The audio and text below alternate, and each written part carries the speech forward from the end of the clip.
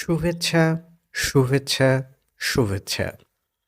আপনারা শুনছেন লেখক মহিউদ্দিন মোহাম্মদের বই ভোর হলো দোর খোলো, খুকুমণি ওঠরে।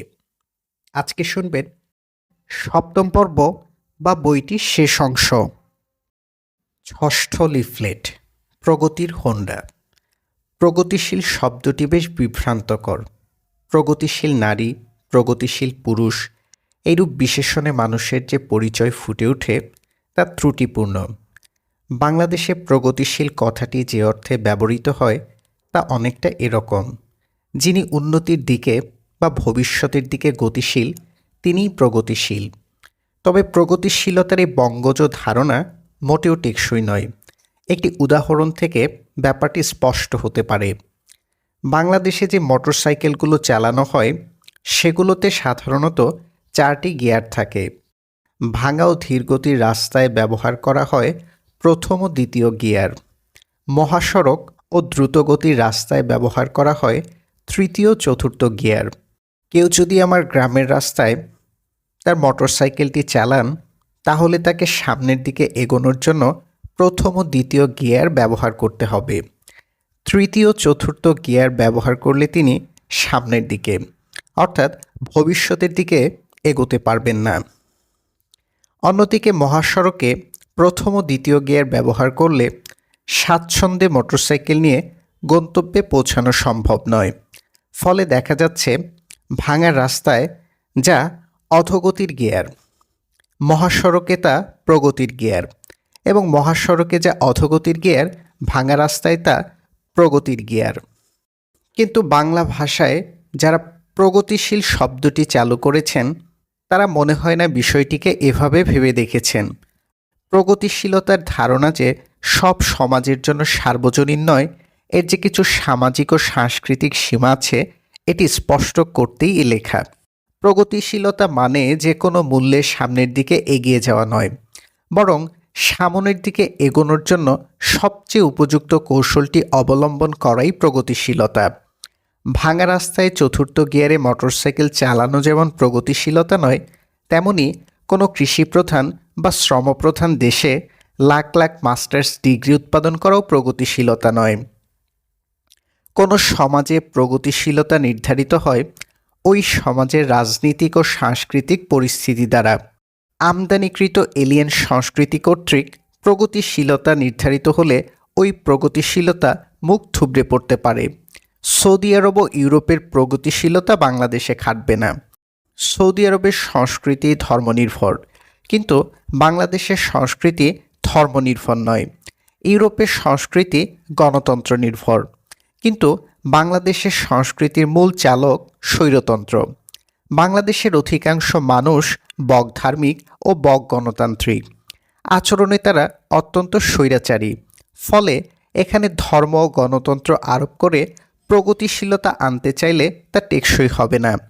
ধর্ম ও গণতন্ত্র আরোপ করতে হবে আরও অনেক পরে, যখন এ দুটিকে ধারণ করার ক্ষমতা জনগণের তৈরি হবে। এর মানে এই নয় যে রাষ্ট্রীয় প্রতিষ্ঠানগুলোতে গণতন্ত্র থাকবে না। রাষ্ট্রযন্ত্রকে রাখতে হবে গণতান্ত্রিক কাঠামোর ভেতর, সরকারও নির্বাচিত হবে গণতান্ত্রিকভাবে। কিন্তু মানুষের অধিকার ও স্বাধীনতার প্রশ্নে যেন পপুলার ওপিনিয়ন বা আমজনতার মতামতকে প্রাধান্য দেয়া না হয়, এবং স্বৈরাচারী সিঙ্গুলার ওপিনিয়নের ভিত্তিতে যেন আইন বা বিধি তৈরি না হয়, এটি রাষ্ট্রকে নিশ্চিত করতে হবে। এই মুহূর্তে বাংলাদেশের সমাজ আমার গ্রামের ওই ভাঙা রাস্তাটির মতোই অপ্রস্তুত। ধর্ম ও গণতন্ত্রের 4 নম্বর গিয়ার এখানে খাটবে না। এখানে খাটাতে হবে প্রগতির প্রথম ও দ্বিতীয় গিয়ার। প্রথম গিয়ারটি হতে পারে শিক্ষা, দ্বিতীয়টি শ্রম। কাউকে উপযুক্ত শিক্ষা দান করাকেই এখন বিবেচনা করতে হবে প্রগতিশীলতা হিসেবে। কাকে বলে উপযুক্ত শিক্ষা? যে শিক্ষা মানুষকে শ্রমবিমুখ করে না, বরং চৌকস শ্রমিক হিসেবে গড়ে তোলে, সে শিক্ষাকেই আপাতত উপযুক্ত শিক্ষা হিসেবে বিবেচনা করতে হবে। যে স্নাতক ও স্নাতকোত্তর ডিগ্রিগুলো বর্তমানে দেয়া হচ্ছে তা উপযুক্ত শিক্ষা নয়। এই শিক্ষা মানুষকে শ্রমবিমুখ করে তুলছে। শ্রমসাধ্য কোনো কাজ আমাদের ডিগ্রিধারীরা করতে চায় না। তাদের স্বপ্ন আরামায়েশের চাকুরি করা, অথবা কাজে ফাঁকি দিয়ে আরামায়েশের ব্যবস্থা করা। প্রগতিশীলতার যে সংজ্ঞা বাংলাদেশে চালু আছে, সে সংজ্ঞা এ ফাঁকিবাজ বাহিনীরই তৈরি। কোনো কৃষককে কি এখানে প্রগতিশীল বলা হয়? হয় না। পল্লী বিদ্যুতের লাইনম্যান, বেকারির কারিগর, বিদ্যুৎ কেন্দ্রের ইঞ্জিনিয়ার, মুদি দোকানি, মাছ বিক্রেতা, তারাও প্রগতিশীল নয়। কোনো নারী আরামায়েশের চাকরি পেলে সেটিকে রটানো হচ্ছে প্রগতিশীলতা হিসেবে। কোনো মিথ্যুক ফেসবুক, ইউটিউবে বকাবকি করলে তাকেও ঘোষণা করা হচ্ছে প্রগতিশীল। কিন্তু কলকারখানা বা মাঠে শ্রমসাধ্য কাজ করছেন এমন নারী ও পুরুষকে তারা প্রগতিশীল বলতে চায় না।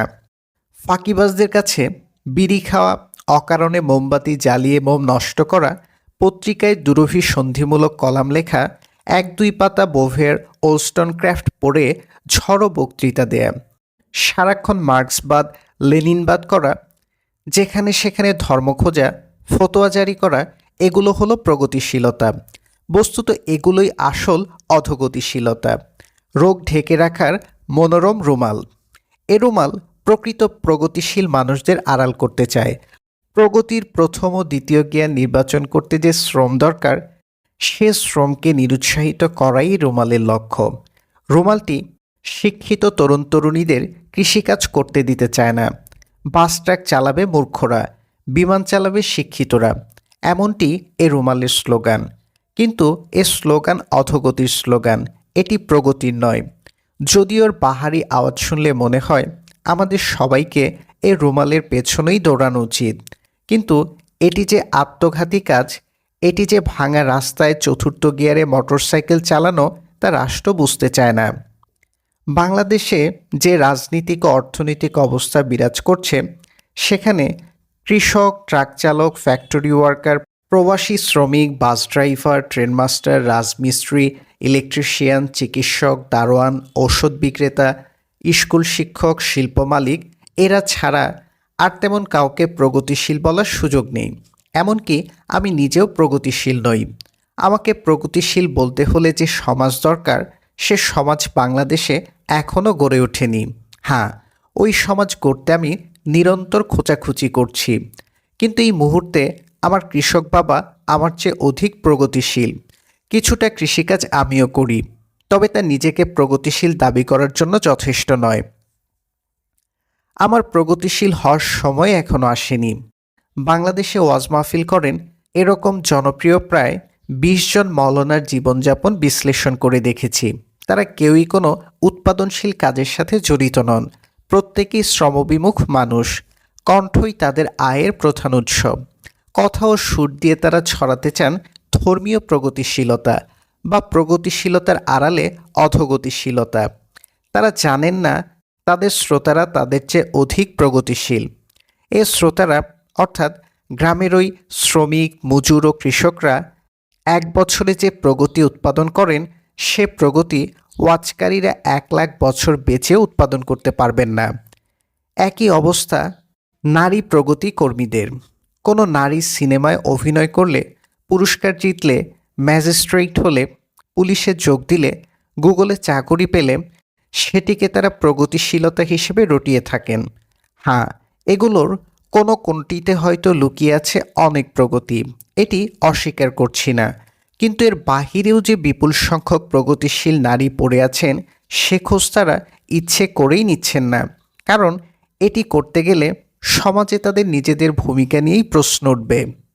কোনো নারী রাস্তায় স্বাস্থ্যসম্মত উপায়ে খাবার বিক্রি করছেন বা নিজের রেস্তোরাঁয় নিজে রান্না করছেন, এটিকে তারা প্রগতিশীলতা বলতে চান না। তাদের ধারণা নারীকে প্রগতিশীল হতে হলে অবশ্যই তার অনেক ডিগ্রি লাগবে এবং করতে হবে আরামদায়ক কোনো চাকুরি, যেন ক্যামেরায় ছবি ভালো আসে। ছবি ভালো না আসলে ওই নারী প্রগতিশীল নন।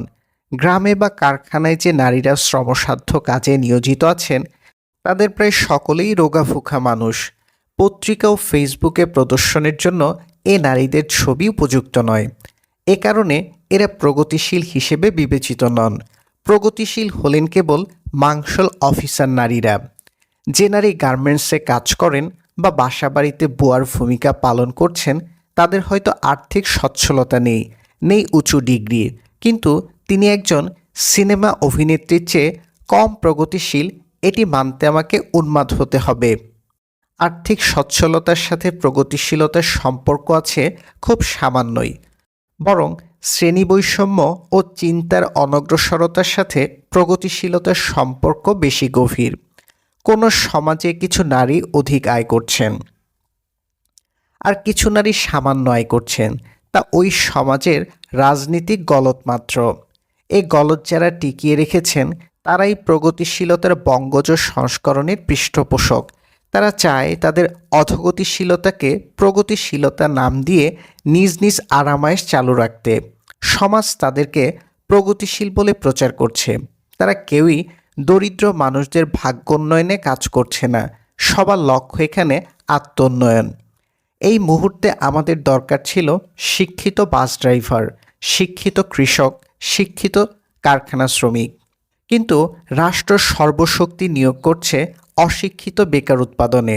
তাদেরকে সনদ দেয়া হচ্ছে, কিন্তু কোনো শিক্ষা দেয়া হচ্ছে না। তারা একটি শিক্ষাই পাচ্ছে, তা হলো কোনো অফিসে বসে এসির রিমোট চাপার স্বপ্ন দেখা। এটিকেই তারা ভাবছে প্রগতি, কিন্তু এটি যে অধোগতি তা তারা কোনো অদক্ষ বাস চালকের হাতে নিহত হওয়ার আগ পর্যন্ত বুঝতে পারছে না। একসময় এদেশে পেঁয়াজ উৎপাদনে স্বয়ংসম্পূর্ণ ছিল। আমাদের যে পেঁয়াজ ক্ষেতটি ছিল সেটির পরিচর্যা করতেন দাদা ও দাদি। তারা মারা যাওয়ার পর আমরা আর পেঁয়াজ চাষ করিনি। মা এখনও কিছু মশলা চাষ করেন, কিন্তু মা মারা গেলে আমার শিক্ষিত ভাই বোনরা মশলা চাষ করবে বলে মনে হয় না। শিক্ষা যেখানে সারা বিশ্বে ভালো মানের দক্ষ কৃষক তৈরি করছে, সেখানে আমাদের দেশে কৃষকের সংখ্যা দিন দিন কমছে। কৃষকের সংখ্যা কমে যাওয়ায় কৃষি জমির পরিমাণও কমে গেছে। কারণ আমাদের যে শিক্ষা ব্যবস্থা সেটি ছাত্রদের হাতে কিছু কাগজ ধরিয়ে দিয়েই দায়িত্ব শেষ করছে। এ ফাঁপা কাগজ নিয়ে তরুণেরা দৌড়াচ্ছে আয়েশি চাকুরির খোঁজে। কেউ কেউ চাকুরি পাচ্ছে, কিন্তু বাকিরা হতাশ হয়ে ঝিমুচ্ছে। তাদের ধারণা কৃষিকাজ করা, দোকানদারি করা এগুলো প্রগতিশীল কাজ নয়, এগুলো অশিক্ষিত অধোগতিশীলদের কাজ। এ কাজ তারা করবে না। এ মন্ত্রণা তারা পেয়েছে পচা পত্রিকা ও নষ্ট ভিডিও কার্ডদের কাছ থেকে। এ পচামালেরা জাতিকে বুঝিয়েছে কেবল এই হতে পারলেই তুমি সফল, অন্য কিছু ব্যর্থতা। বিমানের পাইলট হওয়া সফলতা, আর ট্রাক চালক হওয়া ব্যর্থতা, অথচ দুটি একই কাজ। ট্রাক ও রাস্তা আরামদায়ক হলে পেশা হিসেবে ট্রাক চালানো খুবই রোমাঞ্চকর হওয়ার কথা। রাষ্ট্র যদি শিক্ষিত বাস ড্রাইভার তৈরি করত, তাহলে রাস্তায় ভাঙাচোরা বাসের সংখ্যা কমত। কারণ শিক্ষিত মানুষ আরামায়েশ ও নিরাপত্তা চায়। সে সহজে গাবতলী গুলিস্তান ৮ নম্বর বাস চালাতে রাজি হবে না। ফলে বাস মালিকগণ বাধ্য হয়ে ভালো মানের বাসের ব্যবস্থা করত। এতে যাত্রীরাও আরামে চলাফেরা করতে পারত। কিন্তু রাষ্ট্র ভুয়া প্রগতিশীলদের পেছনে টাকা ঢালতে ব্যস্ত। আসল প্রগতিশীলদের পেছনে রাষ্ট্র কোনো টাকাই খরচ করছে না। বাংলাদেশে কি আছে এমন কোনো শিক্ষা প্রতিষ্ঠান যেখানে ড্রাইভিংয়ের উপর ডিপ্লোমা দেয়া হয়? যদি থেকে থাকে তাহলে এরকম শিক্ষিত ড্রাইভার এই মুহূর্তে কতজন আছেন? যাদের হাতে একটি জাতি রোজ প্রাণ সঁপে দিয়ে চলাফেরা করে, তাদের পেছনে রাষ্ট্রের বিনিয়োগ কত? নারীদের অধিকাংশই ঘরে বসে থাকেন। কেউ কেউ অর্থনৈতিক কাজকর্ম করছেন, কিন্তু তাদের সংখ্যা খুব অল্প। অনেক নারী অভাবের কারণে আয় রোজগার করছেন। যাদের অভাব নেই তারা হয় ঘরে বসে আছেন, অথবা পত্রিকা পার্টির ফাঁদে পড়ে নকল প্রগতিশীল হওয়ার সাধনা করছেন। টিভি সিরিয়াল দেখে দেখে সময় কাটাচ্ছেন। অভাবী নারীদের জীবনমান উন্নয়নে ধর্ম ও টেলিভিশন উভয় পার্টি চুপ। ওয়াচকারীদের সকল সাবধানবাণী সুন্দরী নারীদের নিয়ে। যাদের গায়ে মাংস নেই, বেঁচে থাকার জন্য প্রয়োজনীয় পুষ্টিকর খাবার জোগাড় করতে পারছেন না, সে নারীদের নিয়ে কেউই উদ্বিগ্ন নন। তাদেরকে কেউ পর্দা পালন করার উপদেশও দিচ্ছেন না। ওয়াচকারীরা মনে করেন পর্দা পালন করতে হবে শুধু তাদের যাদের শরীরে মাংস আছে, যিনি দেখতে আকর্ষণীয় নন, যিনি দরিদ্র অবলা নারী, তার পর্দা পালন না করলেও চলবে। এটি একটি চক্রান্ত। কারণ মাংসল নারীরা অর্থনৈতিক কর্মকাণ্ডে লিপ্ত হলে ওয়াচকারীদের কর্তৃত্বে ভাটা পড়বে, যেহেতু তাদের সবার স্ত্রী মাংসল। এই জন্য রাষ্ট্রকে প্রথমেই নাগরিকদের উপযুক্ত শিক্ষা নিশ্চিত করতে হবে। কোনো কাগজ অর্জনের শিক্ষা নয়, শিক্ষা হতে হবে এমন যেন শিক্ষার্থীরা নিজেদের ক্ষমতাগুলো আবিষ্কার করতে পারে। কোনো ছাত্র একবার নিজের ক্ষমতা আবিষ্কার করতে পারলে সে আর কোনো কাজকেই ছোট মনে করবে না, কারো অনুগত দাসও সে হবে না। মানুষের দাসসুলভ আচরণ যখন সমাজ থেকে বিদায় নেবে, গণতন্ত্র তখন এমনিতেই চলে আসবে, ধর্মচর্চাও তখন নিরাপদ হয়ে উঠবে। প্রগতির মোটরসাইকেলের চতুর্থ গিয়ার নির্বাচন করারও সেটি উপযুক্ত সময়। ফোনালাপ, ষষ্ঠ পর্ব, বেহেশতি খাবার, শয়তান। আপনি এ লিফলেটে শিক্ষিত তরুণদের কৃষি বিমুখতার দিকে ইঙ্গিত করেছেন, মানুষের সামগ্রিক শ্রমবিমুখতার দিকেও আলোকপাত করেছেন। শ্রমবিমুখ মানুষরাই এখন সমাজ ও রাষ্ট্র নিয়ন্ত্রণ করছে।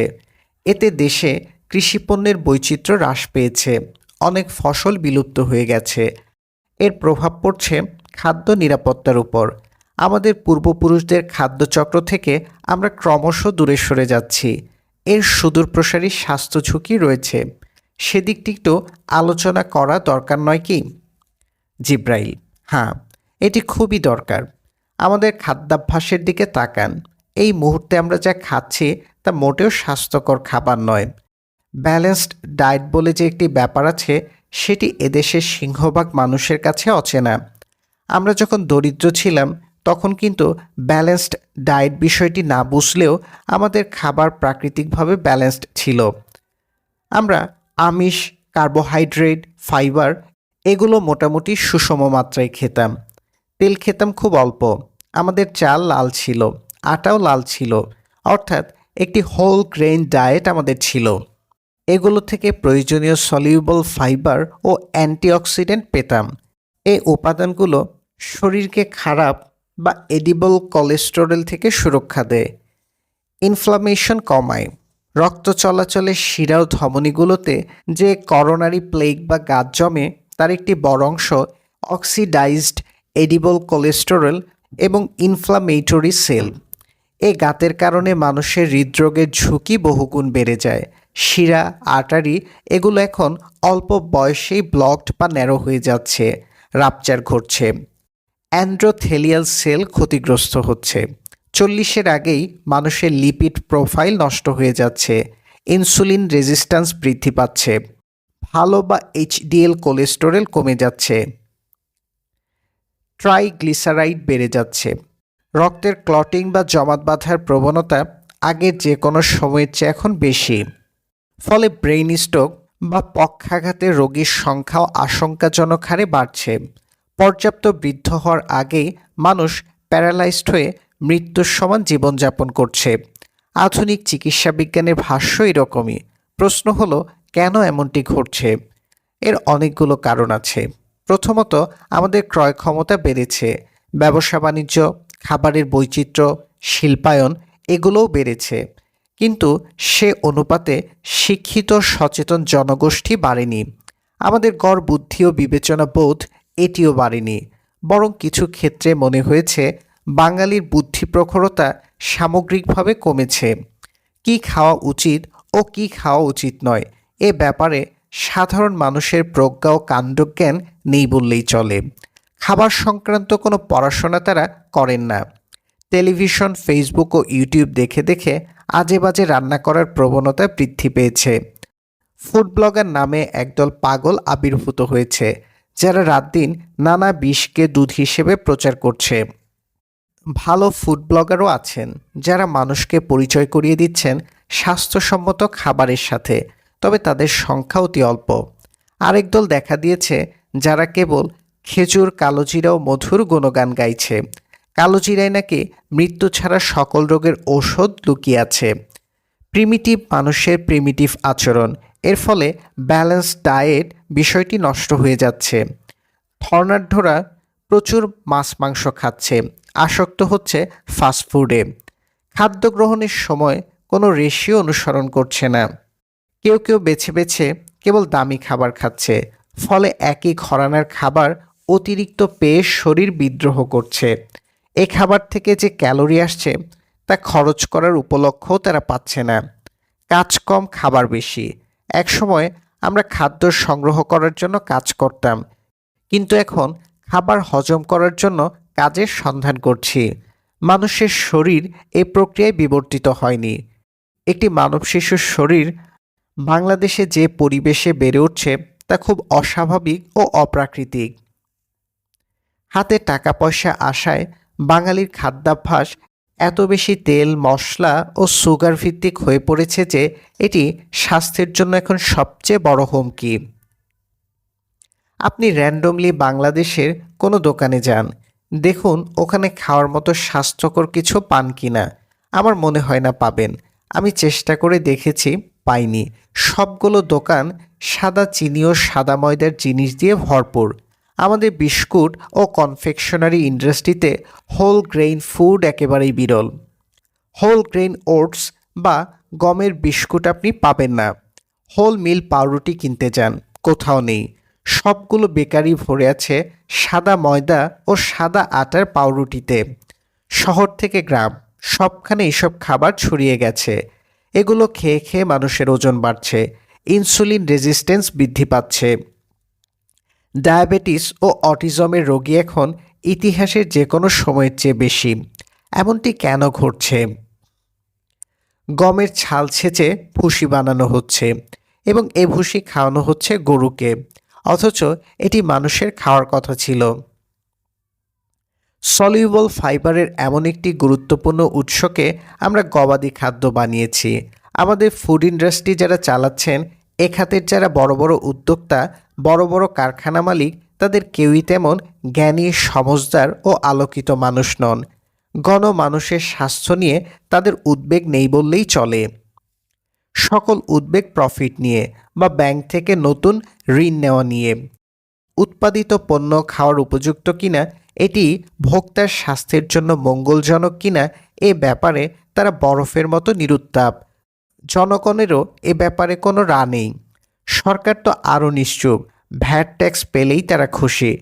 তামাক ইন্ডাস্ট্রির লোকজনকে সরকার সিআইপি কার্ড দিচ্ছে। দেশের একটি বৃহৎ শিল্পগোষ্ঠী মিষ্টি কুমড়া দিয়ে আমের জুস বানাচ্ছে। কোনো সভ্য সমাজে এ ধরনের ইন্ডাস্ট্রিয়াল প্রতারণা কল্পনাও করা যায় না। শতভাগ ফলের জুসের বাজার আজও এখানে গড়ে ওঠেনি। অ্যাডেড চিনি বা অ্যাডেড ফ্লেভার ব্যতীত 100% আঙ্গুর ও 100% কমলার জুস আপনি কয়টি দোকানে দেখতে পান? পচা বস্তু খেয়ে মানুষজন পচাকে আদর্শ খাদ্য মনে করছে। এক্ষেত্রে ভোক্তার দায় আছে।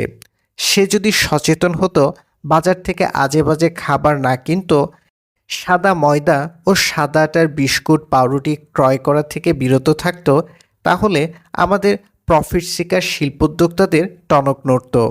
কোনো এলাকায় যদি সহজেই আজে বাজে খাবার বিক্রি করা যায়, তাহলে সেখানে ভালো খাবারের বাজার গড়ে উঠবে কেন? একসময় আমরা তিসি চাষ করতাম, তিসির তেল খেতাম। এই তিসির তেল, যেটিকে ফ্ল্যাক্সিড অয়েল বলা হয়, সেটি রক্তে হাই ডেনসিটি লাইপোপ্রোটিন বা ভালো কোলেস্টেরল বাড়াতে গুরুত্বপূর্ণ ভূমিকা রাখে। কিন্তু আমরা শিক্ষিত হওয়ার পর, অর্থাৎ লাট সাহেব হওয়ার পর, তিসি চাষ প্রায় বন্ধ করে দিয়েছি। স্কয়ার ফার্মাসিউটিক্যালস নামের একটি ঔষধ কোম্পানি এই তিসির তেলকে জিলাসিড নাম দিয়ে প্রতি 30 গ্রাম 210 টাকায় বিক্রি করছে, প্রতি কেজি 7,000 টাকা। ডাক্তাররা স্ট্রোক ও হৃদরোগের পেশেন্টদেরকে এ তেল প্রেসক্রাইব করছে। অথচ ফ্ল্যাক্সিড অয়েল একসময় আমাদের নিয়মিত খাবারের অংশ ছিল, দামও ছিল অল্প।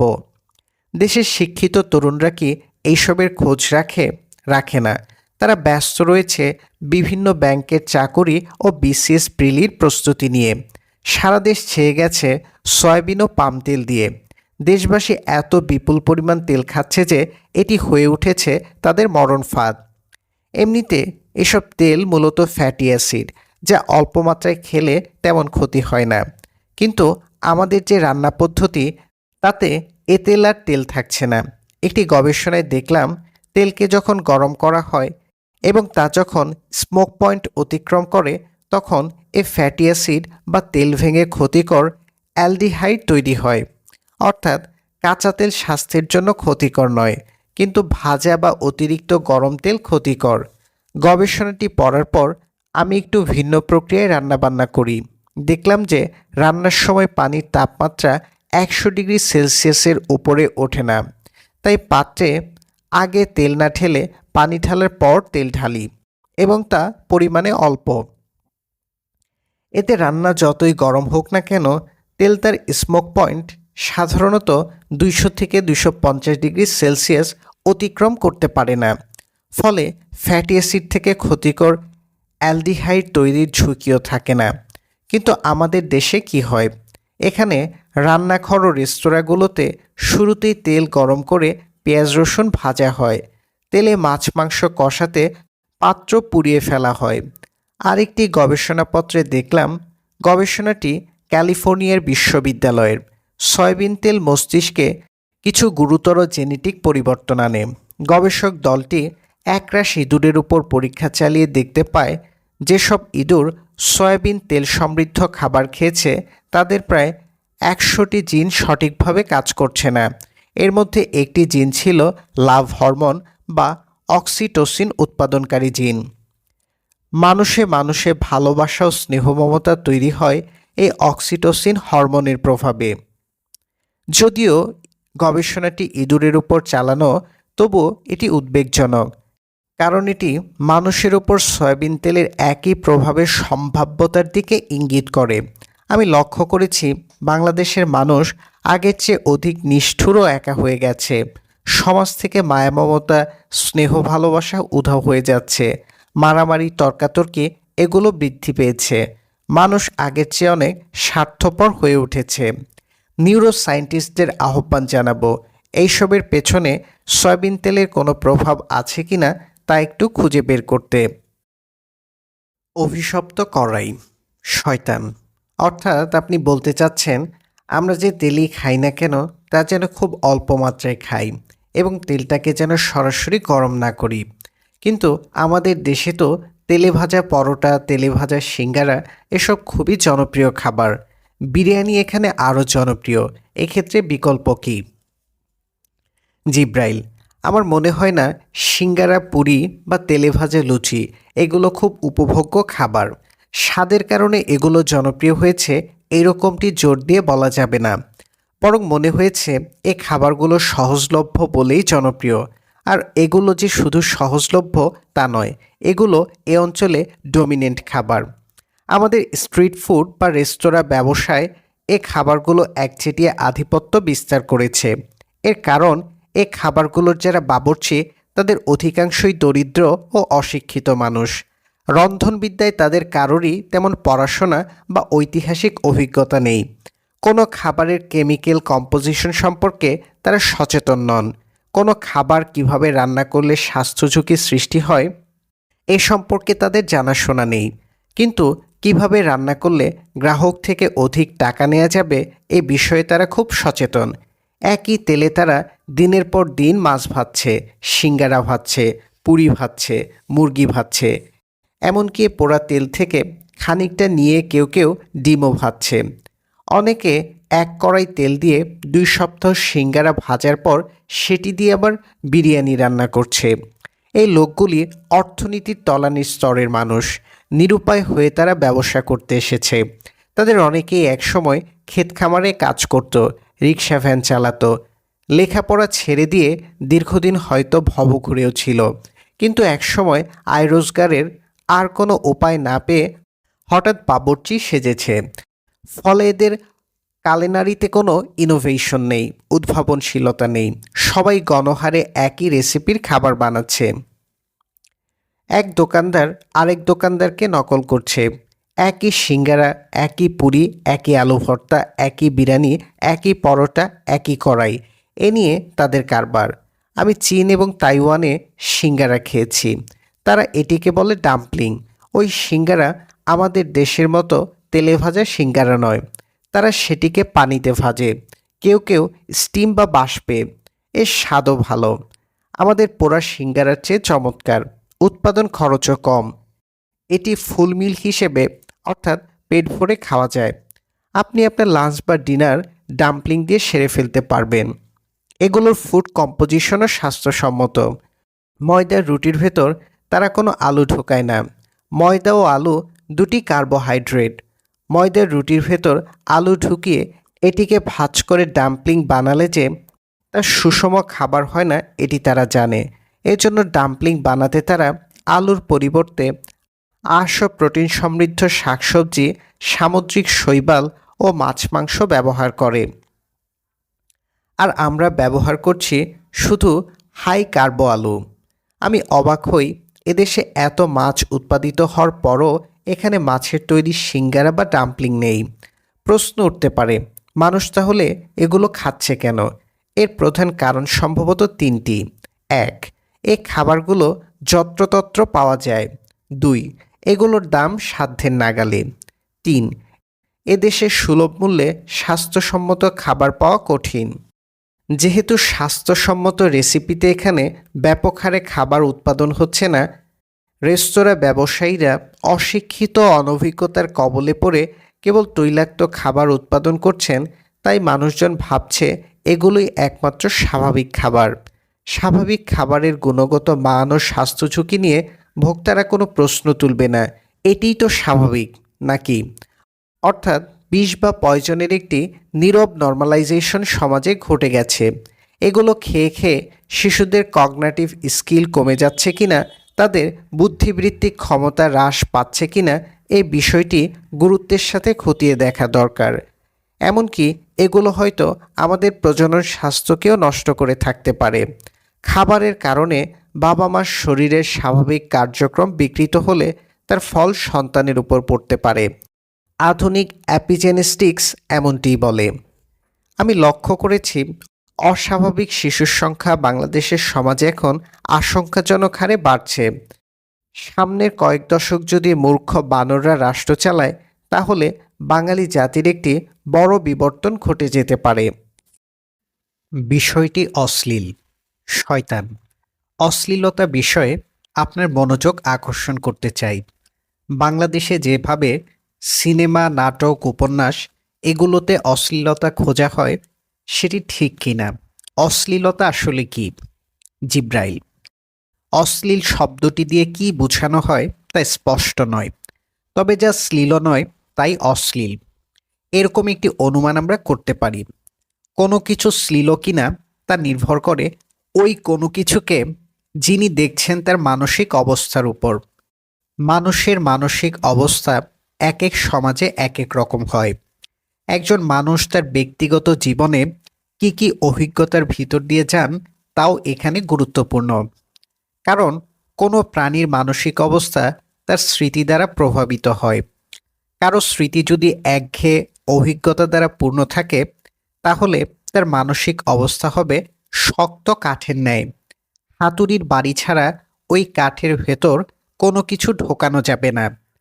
কিন্তু স্মৃতি যদি বৈচিত্র্যময় অভিজ্ঞতায় ঠাসা থাকে, তাহলে প্রাণীটির মানসিক অবস্থা হবে নরম কাদামাটির ন্যায়।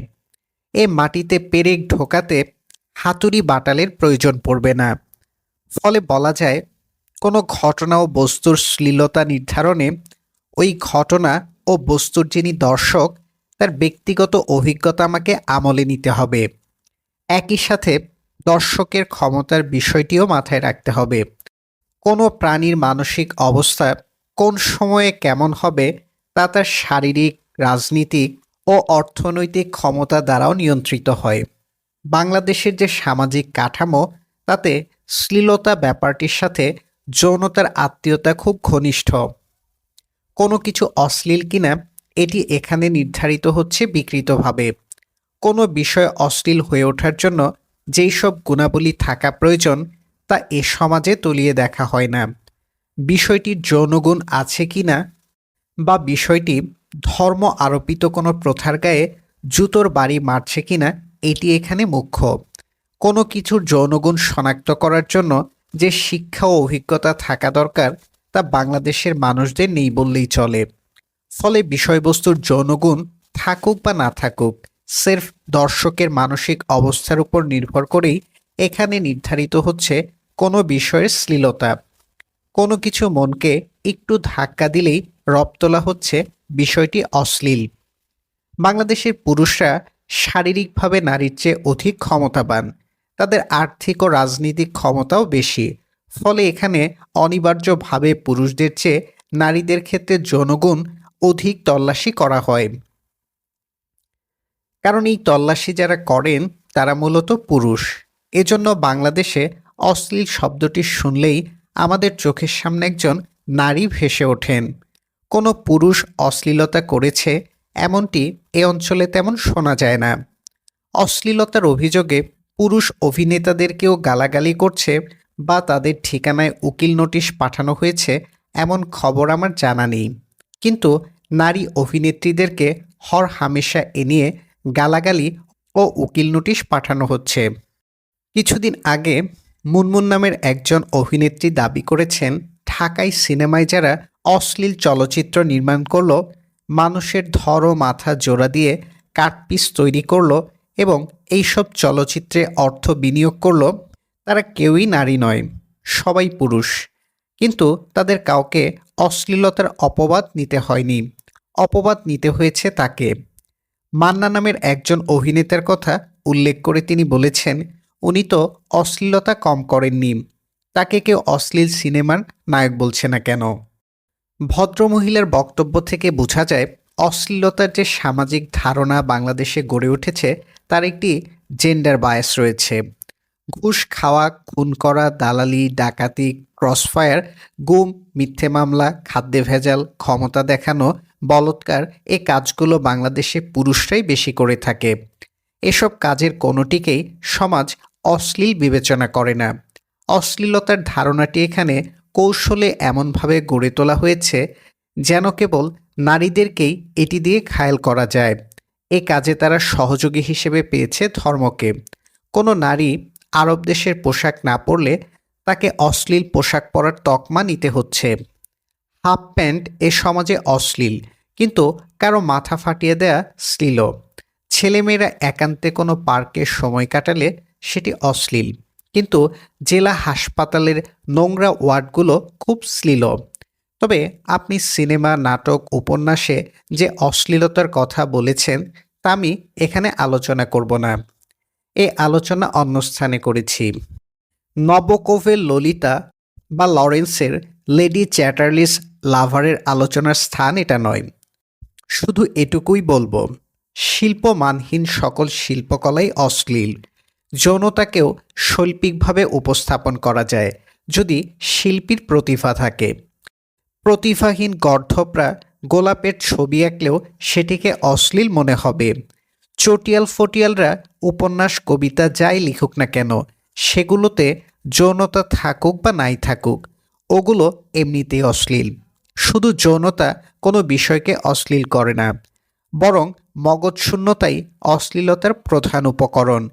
এই মুহূর্তে বইয়ের বাজার ভরে আছে মানহীন অশ্লীল উপন্যাসে।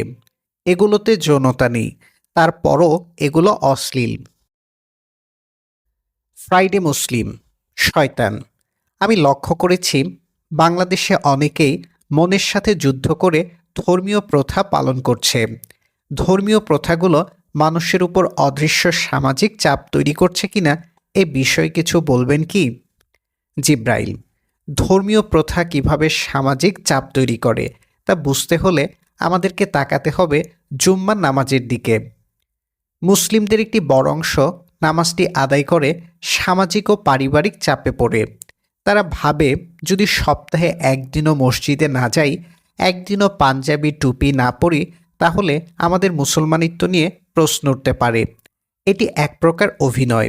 এই অভিনয় তারা উপভোগ করে বলে মনে হয় না। ইমাম সাহেব যখন দোয়া দুরুদ পড়ে নামাজটিকে দীর্ঘায়িত করেন তখন তারা খুব বিরক্ত হয়। যদিও এই বিরক্তি তারা মুখ ফুটে প্রকাশ করে না। আল্লাহ ভীতির চেয়ে সমাজ ভীতি তাদেরকে বেশি আড়ষ্ট করে রাখে। কারণ তারা জানে যে সমাজে তাদের বসবাস, সে সমাজের সদস্যরা সহনশীল প্রাণী নয়। এই প্রাণীরা চায় কনফর্মিটি বা তাল মিলিয়ে চলা। এজন্য জুম্মার দিন তারা আল্লাহর নামাজ পড়তে গিয়ে পড়ে আসেন সমাজের নামাজ। কোনো বিষয়ে কনফর্মিটি নিশ্চিত করার প্রথম ধাপ হলো ভয়ের পরিবেশ তৈরি করা। রাষ্ট্র এ কাজে ব্যবহার করে ফৌজদারি আইন। কিন্তু প্রতিষ্ঠান হিসেবে ধর্ম ও রাষ্ট্র এক নয়। ধর্মের ক্ষেত্রে মন্টেস্কুর ট্রাইপার্টাইট বা তিন পায়া ব্যবস্থা আরোপ করার সুযোগ নেই। রাষ্ট্রের এক্সিকিউটিভ, লেজিসলেচার ও জুডিশিয়ারি এ তিনটি ব্রাঞ্চ মানুষের উপর রাষ্ট্রের কর্তৃত্বকে যেভাবে প্রশমিত করে, সেভাবে মানুষের উপর ধর্মের কর্তৃত্বকে প্রশমন করার কোনো ব্যবস্থা আমাদের হাতে নেই। ফলে ধর্ম যদি স্বৈরাচারী হয়ে ওঠে, তাহলে এটিকে নন কনফর্মিং পদ্ধতিতে মোকাবেলা করা বিপজ্জনক। কারণ রাষ্ট্রীয় স্বেচ্ছাচারিতা যে প্রতিষ্ঠানগুলোর কাঁধে ভর দিয়ে টিকে থাকে, সেগুলো এনার্কিক নয়। কিন্তু ধর্মীয় স্বেচ্ছাচারিতার যারা এজেন্ট, তারা এনার্কিক। সাধারণত ধর্মের অনুসারীরাই ধর্মের এজেন্ট হিসেবে কাজ করেন। তবে অনুসারী মাত্রই এজেন্ট নন। এজেন্ট হলেন তারা যারা ধর্মীয় প্রথার ভিত্তিতে সমাজের বাসিন্দাদের পুলিশিং করেন। রাষ্ট্রীয় পুলিশিংয়ের সাথে ধর্মীয় পুলিশিংয়ের পার্থক্য রয়েছে। রাষ্ট্রীয় পুলিশিংয়ের উদ্দেশ্য হল মানুষের মৌলিক অধিকারগুলোকে সুরক্ষা দেওয়া। এক মানুষ যেন আরেক মানুষের শান্তি ও স্বাধীনতা বিনষ্ট করতে না পারে, তা নিশ্চিত করাই রাষ্ট্রীয় পুলিশিংয়ের প্রধান কাজ। কোনো রাষ্ট্রে নাগরিকরা কতখানি স্বাধীনতা ভোগ করবে, তা নির্ধারিত হয় ওই রাষ্ট্রের ক্রিমিনাল ল বা ফৌজদারি আইন দ্বারা। ভালো রাষ্ট্রচালকদের লক্ষ্য থাকে মানুষের উপর ক্রিমিনাল লয়ের খড়গ যথাসম্ভব সীমিত রাখা, যেন মানুষ তার দৈনন্দিন কাজে রাষ্ট্রের উপস্থিতি খুব বেশি টের না পায়। ফিনল্যান্ডের মানুষ সুখী। এর প্রধান কারণ ফিনিশরা তাদের দৈনন্দিন জীবনে রাষ্ট্রের উপস্থিতি টের পায় না। ওখানে ফেসবুকে কিছু লেখার অপরাধে ফৌজদারি মামলা দায়ের করা যায় না। কোনো মহামানবের ছবি বিকৃত করার জন্য ফিনল্যান্ডের পুলিশ কাউকে তুলে নিয়ে যায় না। রাষ্ট্রীয় সংস্থাকে ব্যবহার করে ফিনিশ শিল্পপতিরা ওখানে জমি দখল করতে পারে না।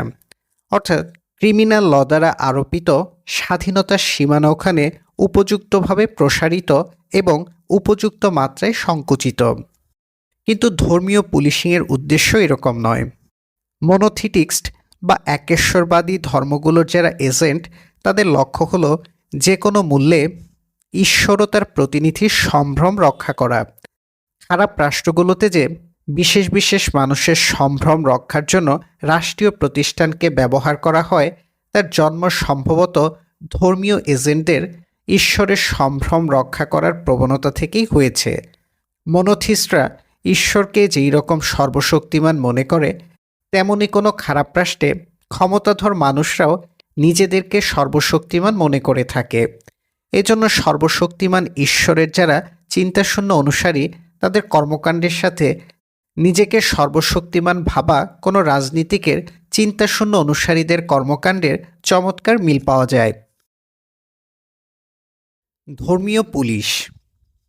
শয়তান। ধর্মীয় পুলিশিং বিষয়টি একটু স্পষ্ট করবেন কি? এর ভিত্তি বা কী? জিব্রাইল। ধর্মীয় পুলিশিংয়ের ভিত্তি হল ধর্মীয় মোরালিটি। মানুষের সুখ ও স্বাধীনতা এখানে মুখ্য নয়। হ্যাঁ, হঠাৎ হঠাৎ ধর্মীয় মোরালিটিতে সুখ ও স্বাধীনতার সন্ধান পাওয়া যেতে পারে, তবে তা দুর্ঘটনা ও কাকতাল মাত্র। ধর্মীয় মোরালিটির কোনো অবজেক্টিভ কনস্ট্রাকশন নেই, অর্থাৎ এ মোরালিটির যে নির্মাণ ও বিবর্তন, তা সাবজেক্টিভ। ধর্মগুরুরা তাদের খেয়াল খুশি মতো ধর্মীয় মোরালিটি নির্মাণ করতে পারেন। একই ধর্ম দুটি ভিন্ন সমাজে ভিন্ন ভিন্ন ধর্মীয় মোরালিটির জন্ম দিতে পারে, যদি ওই দুই সমাজের ধর্মগুরুরা দুই ঘরানার হন। কেউ কেউ বলতে পারেন ধর্মীয় মোরালিটি অবজেক্টিভ, অর্থাৎ তা সার্বজনীন, কারণ ধর্মীয় মোরালিটির উৎস হল ধর্মগ্রন্থ, যা অপরিবর্তনশীল। আমি এর সাথে একমত নই। পৃথিবীতে সব ধর্মের ধর্মগ্রন্থ নেই, সব মানুষও ধর্ম পালন করে না। মাত্র কয়েকটি ধর্মের ধর্মগ্রন্থ আছে এবং এগুলো মোটেও অপরিবর্তনশীল নয়। খলিফা ওসমানের আগে কোরআনের একাধিক সংস্করণ চালু ছিল, যেগুলোর একটির সাথে আরেকটির হুবহু মিল ছিল না, এবং কোরআনের সূরাগুলো এরকম সূচিপত্র অনুযায়ী সাজানো ছিল না। বর্তমানে যে কোরআন শরীফ আছে, তা খলিফা ওসমানের বাছাই করা একটি স্ট্যান্ডার্ড বই আকারের সংস্করণ মাত্র। বাইবেলেও নানা সময়ে নানা কিতাবের সংযোজন বিয়োজন ঘটেছে। এই বাছাইকরণ ও শুদ্ধিকরণ প্রক্রিয়া যে ভবিষ্যতে আবার কেউ শুরু করবে না তা নিশ্চিত করে বলা যায় না। তবে এটি মূল বিষয় নয়। মূল বিষয় হল ধর্মগ্রন্থগুলোর ইন্টারপ্রিটেশন বা অর্থ অনুধাবন। একটি ধর্মগ্রন্থকে ক অঞ্চলের লোকজন যেভাবে ইন্টারপ্রিয়েট করে, খ অঞ্চলের লোকজন সেভাবে ইন্টারপ্রিয়েট করে না।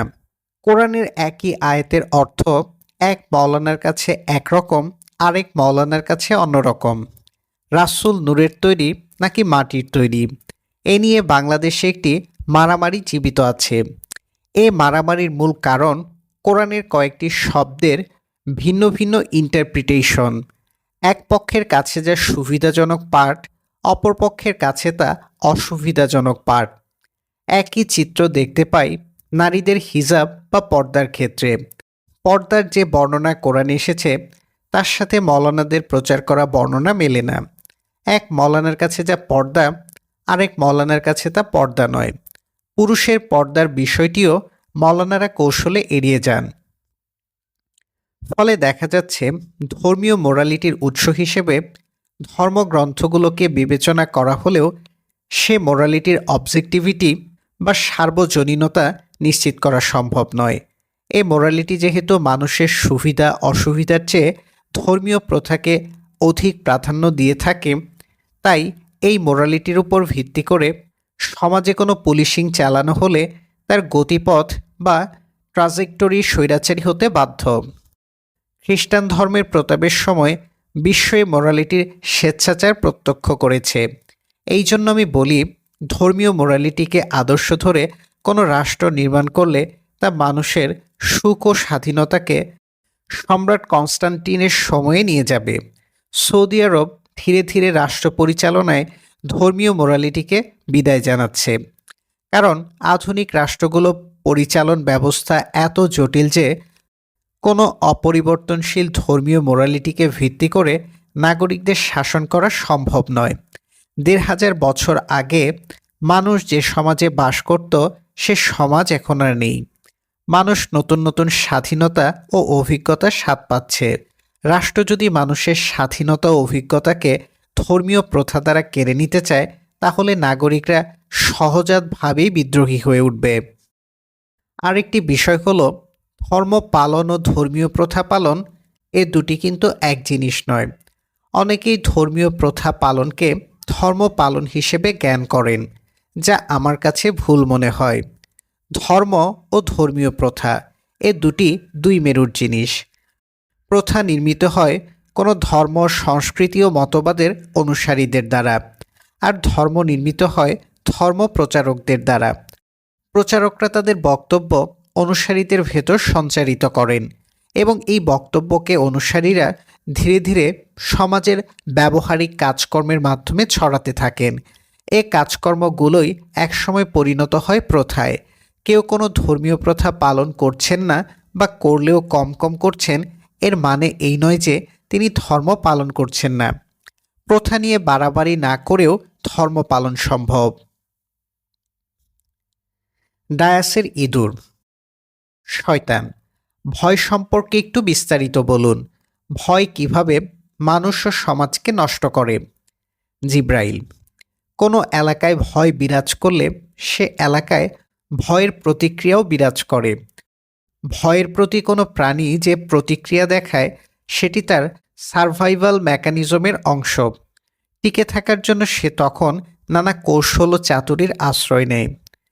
যদি ইভলিউশনারি সাইকোলজি বা এপিজেনেটিক্সের চোখ দিয়ে ব্যাপারটি দেখি, তাহলে বলতে হবে কোনো সমাজে দীর্ঘদিন ভয়ের পরিবেশ বিরাজমান থাকলে ওই সমাজের বাসিন্দাদের আচরণ ভালো থেকে মন্দের দিকে বিবর্তিত হতে পারে। ভয় তখন বংশ পরম্পরায় এক প্রজন্ম থেকে আরেক প্রজন্মে স্থানান্তরিত হতে পারে। ভীতু বাবা মার ঘরে জন্ম নিতে পারে ভীতু সন্তান।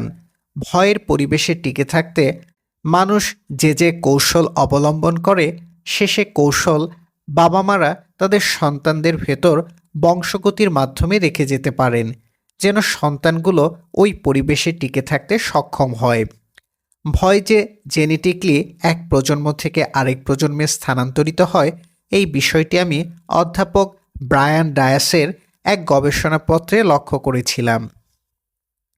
ডায়াসের পরীক্ষাটি ছিল এরকম: কিছু ইঁদুরকে তিনি অ্যাসিটোফেনন নামক একটি রাসায়নিক পদার্থ শুঁকতে দেন। অ্যাসিটোফেনন থেকে যে মিষ্টি ঘ্রাণ বের হয় তা মূলত আলমন্ড বা কাঠবাদামের ঘ্রাণ।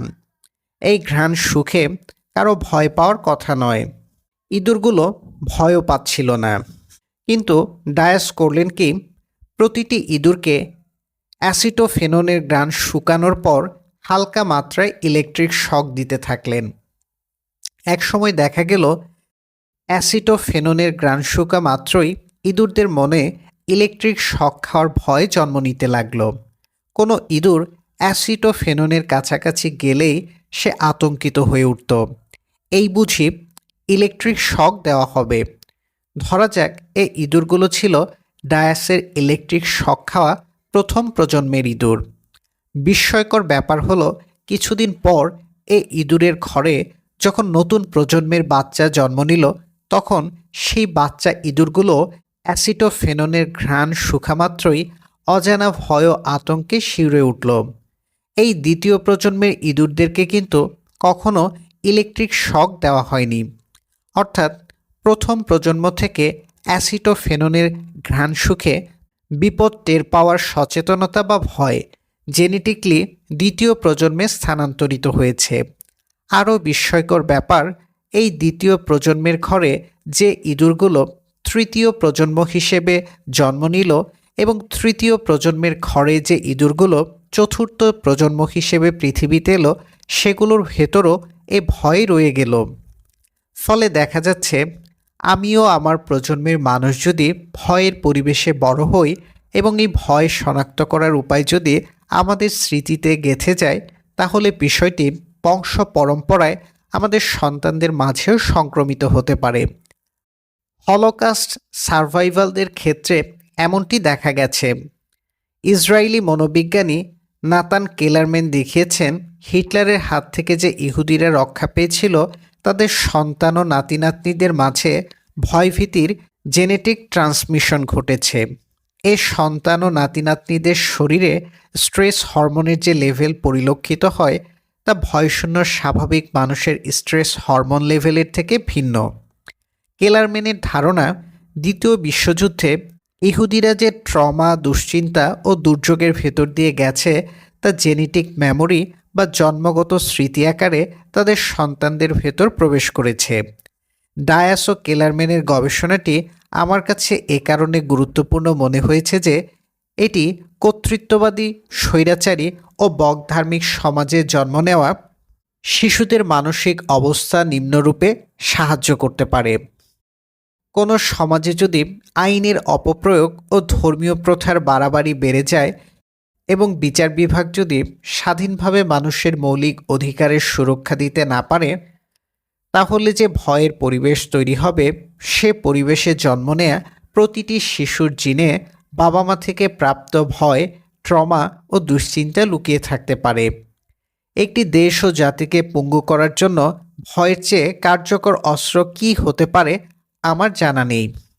এ প্রসঙ্গে সুদানের একটি আইনের কথা উল্লেখ করা যায়। আইনটির নাম ডিজিটাল অনার প্রোটেকশন অ্যাক্ট 2015। এই আইনের আওতায় যে কোনো সুদানি নাগরিককে সেলফ মতামত প্রকাশের অজুহাতে পুলিশ গ্রেপ্তার করতে পারে। কথা বলা, লেখা ও ছবি আঁকার মাধ্যমে সম্মানহানি করাকে, অর্থাৎ টর্ট অফ ডিফেমেশনকে এ আইন দ্বারা ফৌজদারি অপরাধ ঘোষণা করা হয়েছে, যা নজিরবিহীন। আধুনিক কোনো রাষ্ট্রের সংবিধানের সাথেই এ আইন কম্প্যাটিবল বা সামঞ্জস্যপূর্ণ নয়। আইনটি দ্বারা মানুষের স্বাভাবিক কাজকর্মকে অপরাধ হিসেবে সংজ্ঞায়িত করা হয়েছে।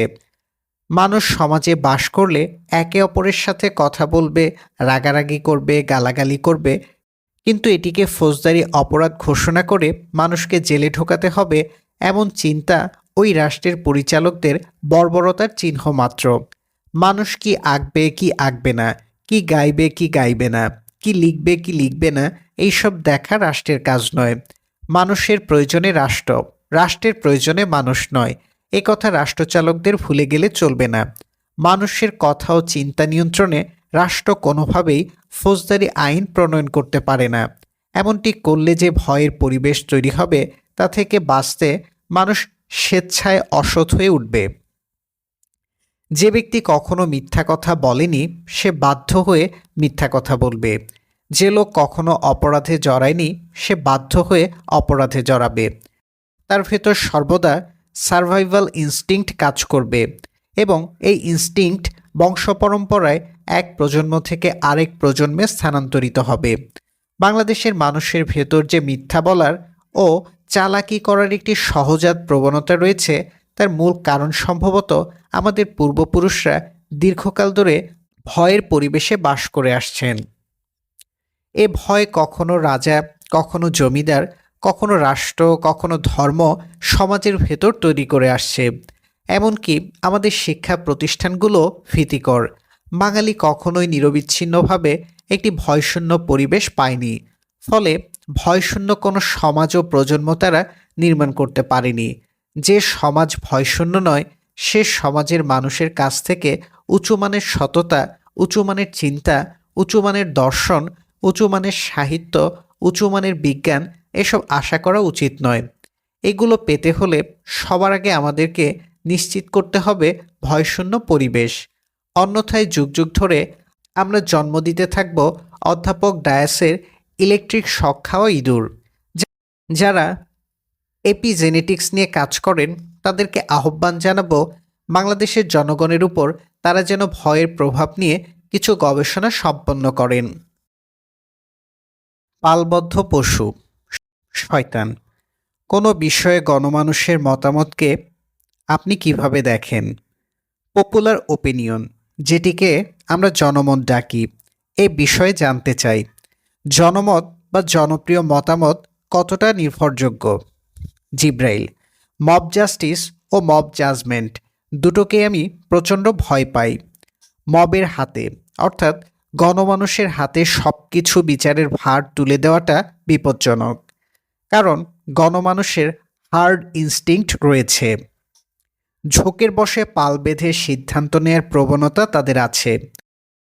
যারা বিহেভিয়ারাল ইকোনমিক্স বা মব সাইকোলজি পড়েছেন তারা ইনফরমেশন ক্যাসক্যাড নামে একটি বিষয়ের সাথে পরিচিত থাকবেন। ইনফরমেশন ক্যাসক্যাডে কি ঘটে? ধরা যাক কোনো এলাকায় আপনি বেড়াতে গিয়েছেন, সেখানে আপনার ক্ষুধা পেয়েছে এবং খাবার খাওয়ার জন্য রেস্তোরাঁর সন্ধান করছেন। হঠাৎ দুটি রেস্তোরাঁর দেখা পেলেন, একটির নাম এ, অপরটির নাম বি। দুটি রেস্তোরাঁই খালি, সেগুলোতে কোনো কাস্টমার নেই। আপনি বুঝতে পারছেন না কোন রেস্তোরাঁর খাবারের মান ভালো। এই অবস্থায় র্যান্ডমলি অর্থাৎ দৈব চয়নের ভিত্তিতে আপনি রেস্তোরাঁ এতে ঢুকে পড়লেন। কিছুক্ষণ পর আরও কিছু লোক সেখানে খাবারের সন্ধানে এলো এবং তারা দেখল যে রেস্তোরাঁ বি খালি পড়ে আছে এবং রেস্তোরাঁ এতে একজন লোক খাবার খাচ্ছে। সে ভাববে রেস্তোরাঁ বি এর থেকে রেস্তোরাঁ এর খাবারের মান ভালো, এই জন্য এতে কাস্টমার আছে এবং বিতে নেই। সে করবে কি? আপনার দেখাদেখি এতে ঢুকে পড়বে। এভাবে আরও যারা আসবে তাদেরও একটি বড় অংশ একে বেছে নেবে। এই যে একজনের দেখাদেখি আরেকজনের সিদ্ধান্ত নেওয়ার প্রবণতা, এটি গণমানুষের মধ্যে খুব দেখা যায়। কোনো যৌক্তিক কারণ ছাড়াই তারা অন্যের সিদ্ধান্তকে অনুকরণ করে থাকে। নিজের বুদ্ধি বিবেককে গণমানুষরা সহজে খাটাতে চায় না। আগামীকাল যদি টেলিভিশনে জনপ্রিয় কোনো লোক বলে ফেলে অমুক লেখক চোর, তার সব লেখা নকল, তাহলে গণমানুষদের একটি অংশ চোখ বুজে এ মিছিলে যোগ দিয়ে দেবে।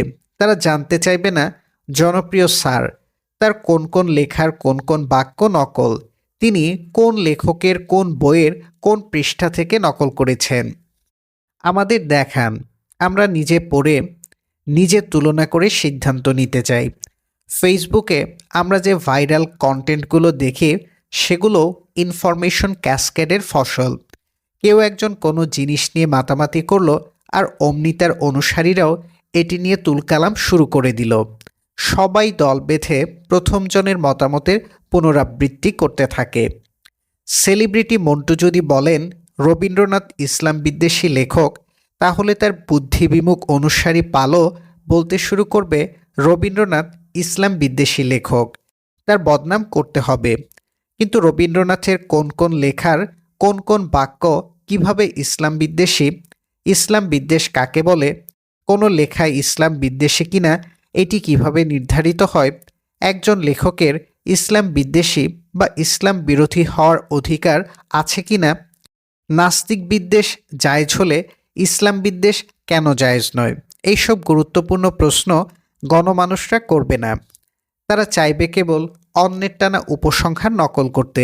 কোনো বিষয়ে অন্যের দেখাদেখি সিদ্ধান্ত নেয়ার এই যে সংস্কৃতি, এটিকে আমি গণতন্ত্রের জন্য সবচেয়ে বড় হুমকি বলে মনে করি। অমুকে অমুককে ভোট দিচ্ছে, তাই আমিও অমুককে ভোট দেব। অমুকে অমুককে ঘৃণা করছে, তাই আমিও অমুককে ঘৃণা করব। এ ধরনের কর্মকাণ্ডে যে জাতি নিমজ্জিত, গণতন্ত্র তাদের জন্য উপযুক্ত নয়। গণতন্ত্রে রাষ্ট্রে গণতান্ত্রিক কাঠামো সৃষ্টির জন্য তাদের মোটেও প্রস্তুতি নেই। হ্যাঁ, মানুষ যখন জঙ্গলে ছিল তখনই হার্ড ইনস্টিংক্ট বেশ উপকারী ছিল। এটি আমাদের পূর্বপুরুষদেরকে অনেক বিপদ আপদ থেকে রক্ষা করত। সমাজের সবার পক্ষে সব বিষয়ে ইনফর্মড ডিসিশন নেওয়া সম্ভব নয়। কোনো ফল বিষাক্ত কিনা, কোনো প্রাণী বিপজ্জনক কিনা, এই বিষয়গুলো একজন অনভিজ্ঞ শিশুর পক্ষে জানা কঠিন। বাবা মার দেখাদেখি তাকে সিদ্ধান্ত নিতে হয়। একজন বয়স্ক মানুষ বাঘ দেখে দৌড় দিলে একজন শিশুরও উচিত বাঘ দেখে দৌড় দেয়া। হার্ড ইনস্টিংক্টের এটি একটি বড় ইভলিউশনারি কারণ। আমাদের মন বা বুদ্ধি এভাবেই বিবর্তিত হয়েছে। যে মানুষ বাঘ দেখে পালিয়ে যায় না, তার পক্ষে প্রকৃতিতে টিকে থাকা কঠিন। তবে আদিম মানুষদের হার্ড ইনস্টিংক্ট আধুনিক মানুষদের মতো অযৌক্তিক ও ভিত্তিহীন ছিল না। বাই ইন্ডাকশন অর্থাৎ পর্যবেক্ষণ ও অভিজ্ঞতার সমন্বয়ে তারা বুঝতে পারত কোন কোন বিষয়ে অন্যের সিদ্ধান্ত নকল করতে হবে। বিপদের সাথে লড়াই করে তারা বুঝত এই ব্যাপারে বিজ্ঞজনের মতামত অগ্রাহ্য করা বিপজ্জনক। আধুনিক সমাজে এমনটি ঘটছে না, কারণ এ সমাজ জঙ্গলের সমাজ থেকে একেবারেই আলাদা। মানুষের হার্ড ইনস্টিংক্ট এখন বেশি পরিলক্ষিত হচ্ছে রাজনীতি, অর্থনীতি, ধর্ম ও সোশ্যাল মিডিয়াতে। প্রতিবাদীদের দিকে তাকান, সেখানে কি হচ্ছে? অধিকাংশ ক্ষেত্রেই মানুষ পালবদ্ধভাবে প্রতিবাদ করছে, অন্ধ ভাল্লুকের মতো আচরণ করছে। প্রতিবাদী মানুষদের আমি সম্মান করি, তাদের কাছে সভ্যতার ঋণ রয়েছে। কিন্তু প্রতিবাদকে পেশা হিসেবে নিলে বিপদ। দুঃখজনক হলেও সত্য, বাংলাদেশে পেশাদার প্রতিবাদজীবী দেখা দিয়েছেন। নানা বিষয়ে বুঝে না বুঝে তারা প্রতিবাদ করেন, যেন প্রতিবাদ করার জন্যই তারা জন্মেছেন। প্রতিবাদের বিষয় নির্বাচনেও তারা অসৎ। কর্মের চেয়ে কর্তা তাদের কাছে অধিক মুখ্য। সবাই প্রতিবাদ করছে, তাই আমাকেও করতে হবে, এমন প্রবণতা সমাজের জন্য আত্মঘাতী। আমি চাই মানুষ নিজ বুদ্ধি খাটিয়ে প্রতিবাদ করুক। অন্যের দেখাদেখি বা অন্যকে অনুসরণ করে যে প্রতিবাদ হয়, তা সবসময় ভালো ফল বয়ে আনে না। বোধ বিবেচনা হারিয়ে সারাক্ষণ অন্যের কণ্ঠের চিৎকার নকল করাকে প্রতিবাদ বলে না, বরং এটি হার্ড বিহেভিয়ার বা পাল বেঁধে চলার সংস্কৃতিকে উৎসাহিত করে। ফ্যাসিবাদের মূল কারণ কিন্তু মানুষের এই হার্ড বিহেভিয়ার। মানুষকে ভুলে গেলে চলবে না, ফ্যাসিজম ধারণাটির উদ্ভব ঘটেছিল লাঠির বান্ডিল থেকে। অনেকগুলো লাঠি মিলে একটি মুগুর তৈরি হয়। এই মুগুর যখন ভিন্ন মতের মানুষদের মাথায় বাড়ি মারতে থাকে, তখন এটিকে ফ্যাসিবাদ বলে। শব্দটি এসেছিল ইতালীয় ভাষার ফ্যাসিও থেকে, যার অর্থ বান্ডিল। সমাজে বাস করা প্রতিটি মানুষই লাঠি। এরা যদি কোনো রাজনীতিক বা ধর্মীয় বিশ্বাসের পক্ষে একত্রিত হয় এবং ভিন্ন মতের মানুষদের উপর চড়াও হয়, তখন বুঝতে হবে সমাজে ফ্যাসিবাদ কায়েম হয়েছে, পশুরা ঐক্যবদ্ধ হয়েছে। এজন্য কোনো কাজ করার আগে ভেবে দেখা উচিত আমি ফ্যাসিবাদের লাঠি হচ্ছি কিনা। ফ্যাসিবাদ বিরোধী মানুষও ফ্যাসিবাদী হতে পারেন। ফেসবুকে আমাকে প্রায়ই নানা পরীক্ষা নিরীক্ষা করতে হয়। এইসব পরীক্ষায় দেখেছি এদেশে যারা ফ্যাসিবাদ শব্দটি বেশি উচ্চারণ করেন বা এর বিরুদ্ধে নিয়মিত স্লোগান দেন তারা নিজেরাও ফ্যাসিবাদী। এমন অনেককেই পেয়েছি যারা ফ্যাসিবাদের বিপক্ষে প্রতিবাদী ভূমিকা পালন করছেন কিন্তু নিজেরা ভিন্নমতের প্রতি সহনশীল নন। অপছন্দের লেখা লেখেন এমন লেখকদেরকে তারা শত্রু জ্ঞান করেন। প্রতিপক্ষের প্রতি মনে তীব্র বিদ্বেষ লালন করেন। পছন্দের বিশ্বাস, প্রতিষ্ঠান, হুজুর, নেতা ও সেলিব্রিটির পক্ষে তারা যে ভঙ্গিতে পাল বেঁধে কথা বলেন এবং অপছন্দের লোকজনের বিরুদ্ধে যেভাবে সঙ্গবদ্ধ হয়ে কুৎসা রটান, তাতে তারা মানুষ নাকি ভেড়া এটি বোঝা কঠিন। আপনি খেয়াল করবেন, ইংরেজিতে শিপল নামে একটি শব্দ আছে যেটি তৈরি হয়েছে শিপ ও পিপলকে একত্রিত করে। পিপল বা জনগণ তখনই শিপল হয়ে ওঠে যখন তার ভেতর শিব বা ভেড়ার গুণাবলী সংক্রমিত হয়। ভেড়া পাল বেঁধে চলতে পছন্দ করে কারণ তার বুদ্ধি কম, গায়ের জোরও বেশি নয়। একা থাকলে সে নিরাপদ বোধ করে না। কিন্তু মানুষ বুদ্ধিমান, তার গায়ে জোর আছে, ব্যাংকে টাকা আছে।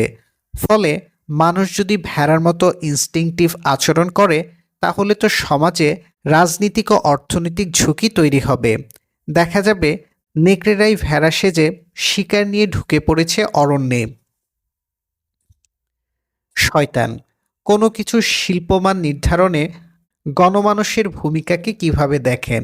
ফেসবুকে বিভিন্ন লেখক ও সেলিব্রিটিদের যে জনপ্রিয়তা বা গণমানুষ দ্বারা তাদের সাহিত্যকর্মের যে অতিরঞ্জিত মূল্যায়ন, সেটিও কি ইনফরমেশন ক্যাসকেডের ফলে ঘটে? জিব্রাইল: সবসময় ঘটে এমনটি বলবো না, তবে অধিকাংশ ক্ষেত্রেই ঘটে। সোশ্যাল প্রুফ অর্থাৎ অন্যের সাথে তাল মিলিয়ে সিদ্ধান্ত নেয়ার প্রবণতা এদেশে মহামারী আকার ধারণ করেছে। ফেসবুক সেলিব্রিটিরা এখন মানুষের চিন্তাভাবনা অনেকাংশে নিয়ন্ত্রণ করছে। এই সেলিব্রিটিদের অধিকাংশই লঘু চিন্তার অসৎ মানুষ। এরা নানা মতলবে তিলকে তাল, বাগডাসকে বাঘ, ছাগলকে মহিষ রূপে জঙ্গলে প্রচার করে থাকে। এক গুলমলতা আরেক গুলমলতাকে দেয় মহিরুহের সনদ। জঙ্গলবাসীও অন্ধভাবে তাদের কথা বিশ্বাস করছে। অমুকে বলেছে তমক একটি মস্ত ভাল্লুক, তাই আমাকেও একথা বলতে হবে। এমন প্রবণতা শিল্প সাহিত্যের জন্য ক্ষতিকর। সব কিছু জনপ্রিয় গর্ধপদের হাতে ছেড়ে দেয়া ঠিক নয়, কারণ এতে পায়খানা দুধরূপে প্রতিষ্ঠা পাওয়ার ঝুঁকি তৈরি হয়। মানুষকে সোশ্যাল ট্রেন্ডের বিষয়ে সাবধান হতে হবে। যে কোনো শিল্পী, দার্শনিক, সাহিত্যিক তাদের বিষয় জেনে বুঝে ও পড়ে মতামত দিতে হবে। তবে মতামত দেওয়ার আগে নিজেকে প্রশ্ন করা দরকার, আমি এ ধরনের মতামত দেওয়ার যোগ্য তো? উৎকৃষ্ট সাহিত্য, উৎকৃষ্ট দর্শন এগুলোর সাথে আমার গভীর পরিচয় আছে তো?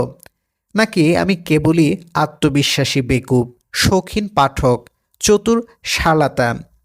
আপনি খাবার খাচ্ছেন, খান, কিন্তু নিউট্রিশনিস্টের ভূমিকা পালন করতে চান কেন? শিল্পকলার মান নির্ধারণে গণমানুষের মতামত একেবারেই নির্ভরযোগ্য নয়, কারণ গণমানুষ মতামত দেয় ভালো লাগা ও খারাপ লাগার ভিত্তিতে। রসমালাই বেশ সুস্বাদু খাবার, তাই বলে কি তা শ্রেষ্ঠ খাবার? নিশ্চয়ই নয়। গণমানুষ খুব দ্রুত উপসংহারে পৌঁছে, কারণ এ কাজে তার কোনো চিন্তাভাবনা বা বিচার বিশ্লেষণের প্রয়োজন পড়ে না। সে হুট করে একটি ছবি দেখে সেটিকে পৃথিবীর শ্রেষ্ঠ চিত্রকর্ম ঘোষণা দিয়ে ফেলতে পারে। হঠাৎ কোনো আবেগঘন উপন্যাস, কিচ্ছা সমৃদ্ধ গল্প, টুইস্টপূর্ণ থ্রিলার ও উদাস ছড়াপত্র পড়ে চেঁচিয়ে উঠতে পারে, ইহাই মহাবিশ্বের শ্রেষ্ঠ সাহিত্য। ফেসবুকে এটি অহরহ ঘটছে। যে উপন্যাস কি বুঝে না, সে বিচার করতে বসেছে উপন্যাসের। যে কবিতা বুঝে না, সে সার্টিফিকেট দিচ্ছে কবিতার। মাইকে ঘোষিত হচ্ছে অমুক এই যুগের শ্রেষ্ঠ ঔপন্যাসিক, তমুক এই ব্রহ্মাণ্ডের শ্রেষ্ঠ কবি। স্বাদ অর্থাৎ সেন্সেশন বা ইন্দ্রিয় গ্রাহ্যতাই হয়ে উঠছে শিল্পকলার মাপকাঠি। আমি বলছি না যে মানুষ তার ভালো লাগা বা খারাপ লাগার অনুভূতি প্রকাশ করতে পারবে না, সেটি তারা করুক, কিন্তু শুধু ভালো লাগা ও খারাপ লাগার ভিত্তিতে শিল্প সাহিত্যের মূল্যায়ন করতে গেলে বিপদ। বানান কমিশন। শয়তান বাংলা ভাষার বিকাশে বাংলা একাডেমির ভূমিকাকে কিভাবে দেখেন? আপনার বই দেখলাম অনেক জায়গায় নিজস্ব বানান রীতি অনুসরণ করেছেন। বাংলা একাডেমির বানান ও বাক্যরীতি অনুসরণ করেননি। এর কারণ কি? অনেক ক্ষেত্রে নতুন শব্দও সৃষ্টি করেছেন। জিব্রাইল: ভাষার পুলিশিং আমার পছন্দ নয়। কোনো ভাষার বিকাশ ও বিবর্তনের জন্য ওই ভাষার স্বাধীন চর্চা দরকার। বোধগম্যতা ও সার্বজনীনতা নিশ্চিত করতে কিছুটা বিচার সালিশ করা যায়, কিন্তু এটিকে পুলিশিংয়ের পর্যায়ে নিয়ে গেলে সমস্যা। দীর্ঘ ঈদ ঈদকে হ্রস্ব ঈদ ঈদ লিখলে কি উপকার হয় আমার জানা নেই। শব্দের অর্থের বিবর্তন যেমন স্বতঃস্ফূর্তভাবে হওয়া উচিত, তেমনি শব্দের বানানের বিবর্তনও স্বতঃস্ফূর্তভাবেই হওয়া উচিত। এনফোর্সড ইভলিউশন ভাষার জন্য ভালো ফল বয়ে আনে না। দম্পতি শব্দের অর্থ এখন স্বামী স্ত্রী হলেও একসময় তা স্বামী স্ত্রী ছিল না। সংস্কৃতে দম মানে গৃহ, ল্যাটিন দমাসের সাথে সাদৃশ্য আছে। দামাস মানেও গৃহ, ফলে দম্পতি শব্দটির মানে ছিল দমের বা গৃহের পতি, অর্থাৎ গৃহপতি বা গৃহস্বামী। এটি একটি এক লিঙ্গবাচক শব্দ, কিন্তু শব্দটির অর্থ বিবর্তিত হয়ে এখন সম্পূর্ণ অন্যরকম হয়ে গেছে। দম্পতি এখন দুই লিঙ্গবাচক শব্দ, এবং গৃহের মালিক বা ঘরের সর্দার বিষয়ক যে বার্তা শব্দটিতে লুকিয়েছিল তা হারিয়ে গেছে। শব্দটি কেবলই স্বামী স্ত্রী বোঝাতে ব্যবহৃত হচ্ছে। জয়পতির চেয়ে দম্পতি অধিক জনপ্রিয়। এই যে বিবর্তন, এটি তো এনফোর্সড ইভলিউশন নয়। কোনো সংস্কৃত একাডেমি যদি পুলিশিং করে এটি করত, তাহলে দম্পতি শব্দের অর্থের এমন ন্যাচারাল ইভলিউশন ঘটত না। ন্যাচারাল ইভলিউশনে বোধগম্যতার বিষয়টি এভাবে নিশ্চিত করা যায়, একাডেমীয় শাসনে সেভাবে করা যায় না। সে বড় ভালো মানুষ, আর বিল্ডিংটি অনেক বড়, এই দুই বাক্যের বড় কি এক জিনিস? কিন্তু বানান পুলিশরা দুটিকেই বড় লিখতে চায়, যা আমার কাছে আপত্তিকর। হিসেবে শব্দটির ক্ষেত্রে এই গণ্ডগোল নজরে পড়ে। স্পেলিং পুলিশরা সব স্থানে হিসেবে লিখতে চায়। মানুষ হিসেবে সে ভালো, আর সেই হিসেবে প্রাণীটি বিপজ্জনক। এই দুই বাক্যের হিসেবে কি এক নয়। এজন্য শব্দটি ক্যালকুলেশন অর্থে ব্যবহৃত হলে আমি দন্তস্ব ব্যবহার করি, এবং অন্য ক্ষেত্রে ব্যবহার করি তালেবাস্য। যদিও প্রকাশককে বলেছিলাম বইগুলোতে পরিচিত বানান পরিচিত আকারে রাখতে, কিন্তু প্রুফরিডার কিছু ক্ষেত্রে বাংলা একাডেমির বানান ব্যবহার করে ফেলেছেন। এগুলো সংশোধন করতে গিয়ে বিস্তর সময় নষ্ট হয়েছে, এবং প্রথম বইটি প্রকাশে বিলম্ব হয়েছে। তারপরও বহু জায়গায় বাংলা একাডেমির অপরিচিত ও কিম্ভূত বানান রয়ে গেছে। তবে বানান বিষয়ে প্রমিত পুলিশদের কিছু কাজ ভালো।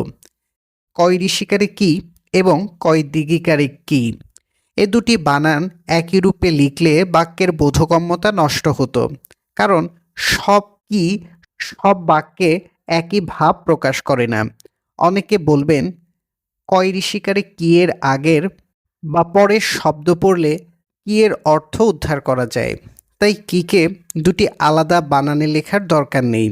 এই দৃষ্টিভঙ্গি আমার কাছে ভাষাবান্ধব মনে হয় না। কেন আপনি অর্থ উদ্ধার করতে সময় নষ্ট করবেন? এর চেয়ে দুটি ভাবকে আলাদা বানান দিয়ে ডিস্টিংগুইশড করে দেয় ভালো।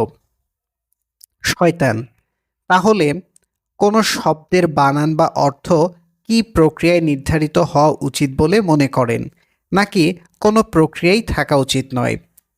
জিব্রাইল: প্রচলিত শব্দের তো বানান নির্ধারণ করার প্রয়োজন দেখি না, কারণ শব্দটির বানান ইতিমধ্যেই প্রচলিত আছে।